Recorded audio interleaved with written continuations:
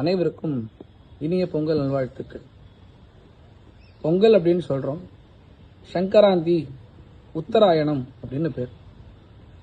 உத்தராயணம்னு ஏன் சொல்லணும்? உத்தரம் என்றால் உயர்ந்தது என்று அர்த்தம். உயர்ந்த என்றால் இந்த மார்கழி மாசம் இந்த 30 நாளும் பிரம்ம முகூர்த்த காலம் என்று தேவர்களுக்கு பேர். பொதுவாக 2 பட்சம் சொல்லுவோம். ஒன்று உத்தரபக்ஷம், இன்னொன்று தட்சிணபக்ஷம்னு சொல்லுவோம்.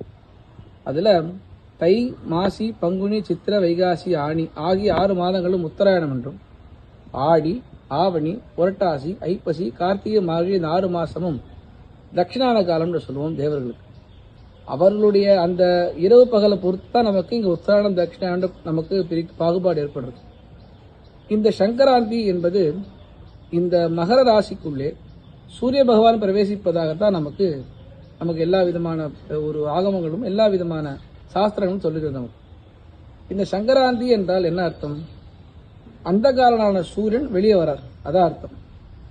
பொதுவாக சூரியனை பத்தி சொல்றச்சே முதல்ல சொல்றச்சே ஆரோக்கியம் பாஸ்கரமன் விச்சேது ஸ்ரீமிச்சேத் குதாச்சனஹா ஈஸ்வரஹா ஞானமன் விச்சேது மோட்சமிச்சேத் ஜனார்தனா என்று சொல்றதா வழக்கம். இதுல முதல்ல சொல்றச்சே பாத்தீங்கன்னா ஆரோக்கியம் பாஸ்கரவன் விச்சேது, சூரியன் வெளியே வந்தாதான் அத்தனை பேருக்கும், அந்த காரண சூரியன் வெளியே வந்தாதான் நம்ம எல்லாருக்கும் ஆரோக்கியம். மந்த மாசமாவே இருந்துடுத்து அப்படின்னு சொன்னா அது மந்த காலமா தான் இருக்கும். சூரியன் வெளியே புறப்படுறார் அப்படின்னு சொன்னா உடல் ரீதியாகவும் சரி, இங்க இருக்கக்கூடிய அட்மாஸ்பியரும் சரி, எல்லாமே அப்பதான் துளிர் விடுறது. அப்படி இருக்கும்போது சூரியன் புறப்பட்டார் அப்படின்னு சொன்னா தான் நமக்கு எல்லா விதமான க்ஷேமங்களும் ஏற்படும். இதை உத்தேசிச்சு எல்லா கோயில்களிலும் மங்கர சங்கராந்திக்கு புறப்பாடு ஏற்படுத்தி திருமணம் ஏற்படுத்தி வச்சிருக்கா. ஸ்ரீரங்கம் கோயில் விசேஷத்துவமா என்ன, அது ஆகமங்கள் என்ன சொல்றதுன்னு பார்க்கலாம். நமக்கு பொதுவா இங்க பஞ்சபர்வோத்சவம்னு சொல்லுவோம். நம்ம பஞ்சபர்வோத்சவம் அப்படின்னு சொன்னா மாசப்பருப்பு, அமாவாசை, ஏகாதசி, பௌர்ணமி இவைகள்லாம் பஞ்சபர்வோத்சவ கணக்கு நமக்கு வருது. அப்படி இருக்கும்போது ஸ்ரீரங்கத்துல 3 மாசப்பரப்புக்கு மட்டும்தான் இங்க நமக்கு புறப்பாடு ஏற்படுத்துறாங்க. அதாவது புண்ணிய காலத்துக்கு மட்டும் புறப்பாடு ஏற்படுத்துறதாக இங்க ஸ்ரீரங்கத்தில் வச்சிருக்காங்க. அதுல பார்த்தீங்கன்னா சித்திரை 1ஆம் தேதி புறப்படுவார், ஐப்பசி 1ஆம் தேதி புறப்படுவார், தை 1ஆம் தேதி புறப்படுவார். இதை உத்தேசிச்சு ஆகமங்கள் என்ன சொல்றது அப்படின்னா திரிவிதோத்சவம்னு சொல்லுவோம். 3 விதமான உற்சவங்கள், நித்தியம், நைமித்திகம், காமியம் என்று 3 விதமான உற்சவங்கள் இருக்கு. இல்ல நித்தியோத்சவங்கள் என்ன அப்படின்னா நமக்கு நடக்கக்கூடிய எல்லா பக்ஷோத்சவ, மாசோத்சவ, பிரம்மோத்சவ, சம்வத்சரோத்சவ, விவிதோத்சவம் எல்லாமே நித்தியோத்சவம் தான் நமக்கு. அடுத்து நைமித்திகமான உற்சவம்னா என்ன? இந்த கொரோனாவில் ஏற்படுற விபத்தோ, உற்சவங்கள் நடக்க முடியாம இருந்து அது பிறகால் நடத்துறதோ, இவைகள்லாம் கிரகண காலங்கள், இதெல்லாம் நைமித்திக உற்சவம்னு சொல்லுவோம். அடுத்தது காமியாதி உற்சவங்கள். காமியம்னா என்ன அப்படின்னா ஒரு பொருளையோ ஒரு அர்த்தத்தையோ வேண்டி நம்ம பெருமாள் இடத்தை பிரார்த்தனை பண்ணி வாங்கியது காமியாதி உற்சவங்கள்னு பேர். இந்த உற்சவம் தீபாவளி உற்சவம்னா காமியாதி உற்சவங்கள். என்ன காமியம் ஏற்படுத்த போறோம்? மோக்ஷோத்சவம் உட்பட அப்படிதான். மோட்சத்தை உத்தேசம் உற்சவத்தை பண்றோம். மோக்ஷோத்சவம், தீபாவளி, இந்த சங்கராந்தி எல்லாமே தர்மார்த்த மோட்சங்கள்ல வருது. நமக்கு ஐஸ்வர்யத்தை உத்தேசிச்சு இந்த உற்சவத்தை பண்றோம். நம்ம தீபாவளி சொல்லச்சு என்ன சொன்னோம்? அந்த ஷாலி அலங்காரத்தை பெருமாள் திருவிழா வச்சு பைசா எடுத்து போறான்னு சொன்னோம் இல்லையா? அதே மாதிரி இந்த உற்சவம் ஆகமத்துல லோகக்ஷேமத்திற்காக, ராஜராஷ்டிர அபிவிருத்தியத்திற்காக, இங்க இருக்கக்கூடிய சகல ஜனங்களுக்கும் எல்லா கைங்கரியனும் ஐஸ்வர்யம் கிடைக்க வேணும்ன்றதுக்காக பண்றது. சரி, ஐஸ்வர்யம்னா என்ன ஐஸ்வர்யம் கிடைக்க போறது? அதை சொல்லிக் கொடுத்த லக்ஷ்மணன். பவாம்ஸ்து சக வைதேஷ்யா கிரி சானுஷ்ய ரம்யதே அகம் சர்வம் கரிஷ்யாமி ஜாகிர சுபதஸ்யதே. நமக்கு ஐஸ்வர்யம்னா என்ன அப்படின்னா மோட்சத்தை ஏற்படுத்தி பெருமாளுக்கு கைங்கரியத்தை பண்றது நமக்கு ஐஸ்வர்யம். அப்பேற்பட்ட ஐஸ்வர்யங்கள் எல்லாம் கிடைக்கணுன்றதுக்காக தான் இந்த உற்சவத்தை நடத்தியிருக்கா. இது எப்படி விவரணமா சொல்றா அப்படின்னா மார்கழி மாசம் 30 நாளும் நமக்கு திருப்பள்ளியட்சியில அந்த ஸ்வீட் பொங்கல், அதாவது நம்ம ஸ்வீட் பொங்கல் சொன்னாதான் புரியுது, அந்த குலாண்டம், அந்த சக்கரை பொங்கல் மாதிரி பண்ணி அதில் காய்கறி கரம்பு ஏற்படுத்தி பண்றது. கார்த்தால பிரம்மமுகூர்த்த காலத்துல நல்லா புதமா விடினு பண்றது. அதே போல இந்த தை 1ஆம் தேதியும் க்ஷேமரத பொங்கல் அம்சி பண்ணுவா. அது எதுக்கு பண்றான்னா ஐஸ்வர்யத்தை உத்தேசிச்சு பண்றோம். பெருமாள் முதல்ல சங்கராந்திக்கு புறப்படுறார், சக்கர பொங்கல் தடிகாம செஞ்சு பெருமாள் இங்கிருந்து புறப்படுறதாக ஐதீகம். இது ஆகம ரீதியா இருக்கு.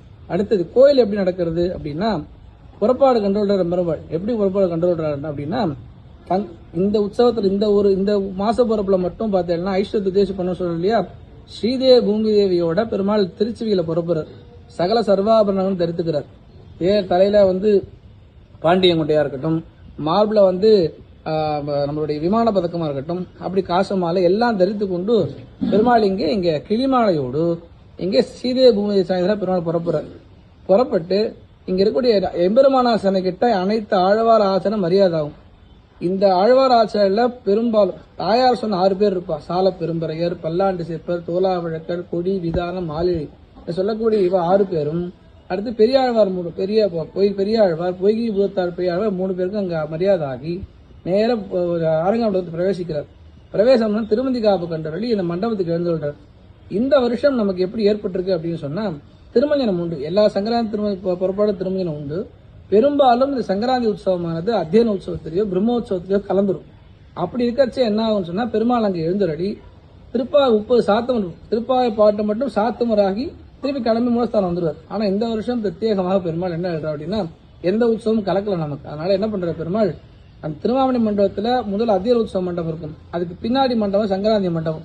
அங்கே பெருமாள் எழுந்துரடி ஆழ்வார்கள் பின்னாடி எழுந்துரடி இருப்பார். திருமஞ்சனமாகும். திருமஞ்சனமானவுடனே அரையர் முக்கியன மார்கழி மாசம் பாடக்கூடிய 30 திருப்பாய பாசனம் பெருமாள் முன்னே பாடப்பட்டு திருத்தலா கோஷ்டி கண்டரோட பெருமாள் திருத்தலா சேபா பெருமாள் திருடைய தாத்துமரி தாருடைய வாழ் திருநாமங்கள்லாம் பாடி இங்க பெருமாளுக்கு திருத்தலா கோஷ்டி நடக்கும், தீர்த்த கோஷ்டி நடக்கும், எல்லாம் நடக்கும். இப்படி தாயாருடைய 30 பாசனங்களும் பாடியது திருமஞ்சனம் கண்டருளி திருப்பி பெருமாள் திருச்சிவிகளை எழுந்தருளி மூலஸ்தானம் சென்றுள்ளார். இதுதான் இந்த உற்சவ காரியக்கிரமம் பிறங்கள் வச்சிருக்கிறதும் ஆகம் ரீதியா என்னன்னு பார்த்தோம். இந்த உற்சவம் எல்லாரும் கலந்து கொண்டு ஐஸ்வர்யத்தை உத்தேசம் பண்ணோம்னு சொன்னோம். ஐஸ்வர்யம்னா என்ன ஐஸ்வர்யம்? கைங்கரியம் தான் நமக்கு ஐஸ்வர்யம். அந்த கைங்கரிய உத்தேசிக்கும் பெருமாளுடைய திருமஞ்சனம் கண்டுறது சர்வ பாவங்களையும் போக்குறது. அடுத்தது தாயாருடைய கோதாதேவி கூடிய ஆண்டாள் நாச்சியாருடைய நமக்கு எல்லா விதமான பாவங்களையும் தீர்த்த போய பிழையும் புகழ்வான் நின்றனம் தீனில் தூசாகம் செப்பேலோர் எம்பாவாயின்னு சொல்லி இந்த பெருமாளுடைய வேதம் அனைத்திற்கும் வித்தானா வேதத்திற்கு வித்தே எது என்ன இந்த ஆண்டாள் திருப்பாய பாசுரங்கள் தான். அதனால ஆண்டாள் திருப்பாய பாசுரங்கள் கேட்டு மகிழ்ந்து எல்லோரும் சந்தோஷமாக இருந்து சங்கராந்தியிலேருந்து ஆரம்பிச்சு எல்லாருடைய வாழ்க்கையும் நல்லபடியா இருக்கணும்னு நம்பெருமாளை பிரார்த்தனை பண்ணிக்கணும். எல்லாரும் இந்த உற்சவம் அவசியமா கலந்துக்கணும்னு நம்பெருமாள் திளைப்பாக பிரார்த்திக்கும்.